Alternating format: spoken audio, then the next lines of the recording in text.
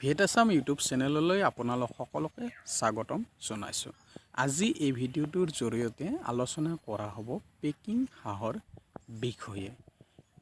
Packing হাঁহৰ অন্যান্য নাম হৈছে আমেৰিকান পেকিং বা লং আইলেণ্ড ডাক। আৰু এই পেকিং হাঁহৰ বৈজ্ঞানিক নাম হৈছে এনাছ প্লেটিৰিনছুছ ডোমেষ্টিকা অথবা এনাছ পেকিং। পেকিং হাঁহ হৈছে ঘৰুৱাভাৱে পালন কৰা হাঁহৰ এবিধ জাত। মুখ্যতঃ কণী আৰু মাংস উৎপাদনৰ বাবে ব্যৱহাৰ কৰা হয়। এই প্ৰজাতিৰ হাঁহ প্ৰথমে চীনৰ মালাৰ্ডত পোৱা গৈছিল। পেকিং হাঁহ আমেৰিকাৰ এক অতি জনপ্ৰিয় বাণিজ্যিক হাঁহ।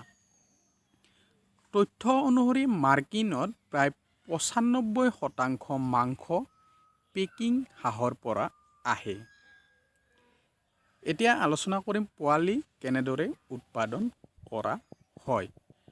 তাপমাত্ৰা প্ৰায় ৯৯.৫ ডিগ্ৰী ফাৰেনহাইট বা ৩৭.৫ ডিগ্ৰী চেলছিয়াছ আৰু ৫০ৰ পৰা ৭৫% আৰ্দ্ৰতাৰ সৈতে ২৮ দিনত কণীৰ পৰা পোৱালি জগে।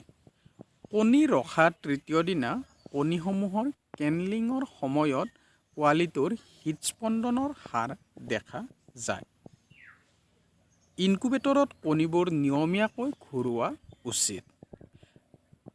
মাতৃ হাঁহবোৰে প্ৰাকৃতিকভাৱে কণীৰ স্থিতি নিৰ্ণয় কৰে আৰু ইয়াক কৃত্ৰিম ধৰণে মেচিনৰ যোগেৰে স্বয়ংক্ৰিয়ভাৱে ঘূৰোৱাৰ ব্যৱস্থা কৰা হয়। কণীবিলাক কণীটো কৃত্ৰিমভাৱে দিয়াৰ ৩ দিন আগতে অৰ্থাৎ যেতিয়া পোৱালি ওলাবলৈ সময় হয় ৩ দিন আগতে ঘূৰোৱা বন্ধ কৰি দিয়া হয় বা হেটচাৰীলৈ লৈ যোৱা হয়।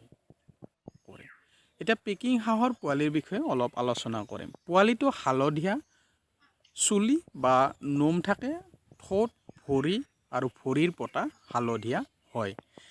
প্ৰাকৃতিকভাৱে পোৱালি এটা প্ৰস্তুত নকৰালে লগে লগে পানীত দি দিব নালাগে, অৰ্থাৎ পানীত যাব দিব নালাগে।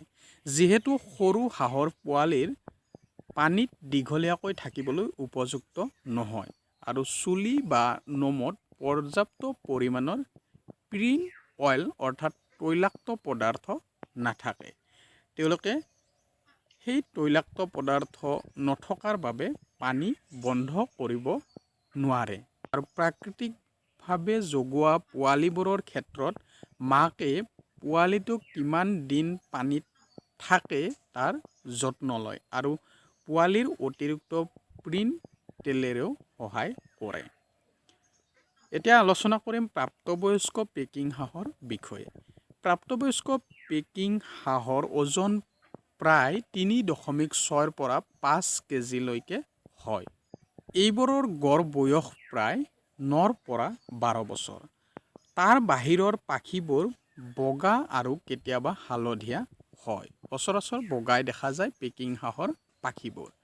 ইয়াক সাধাৰণতে ঘৰ বা ফাৰ্মৰ ভিতৰত পালন কৰা হয় আৰু ইয়াক সূৰ্যৰ পোহৰলৈ সচৰাচৰ যিবিলাক ফাৰ্মিং ছিষ্টেমত কৰা হয় যাবলৈ দিয়া নহয়।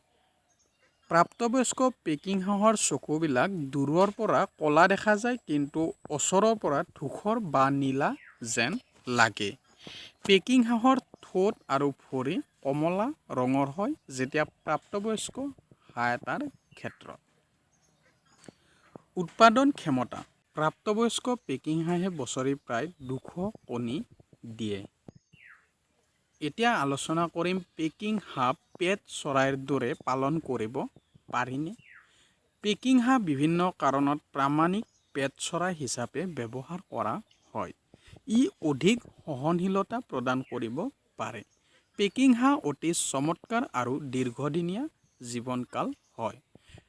তেওঁলোকে মানুহৰ সৈতে ঘনিষ্ঠ সম্পৰ্ক কৰিব পাৰে। তেওঁলোকে এটা সুষম পহৰা যেনে ৰাজহাঁহৰ দৰে থাকে।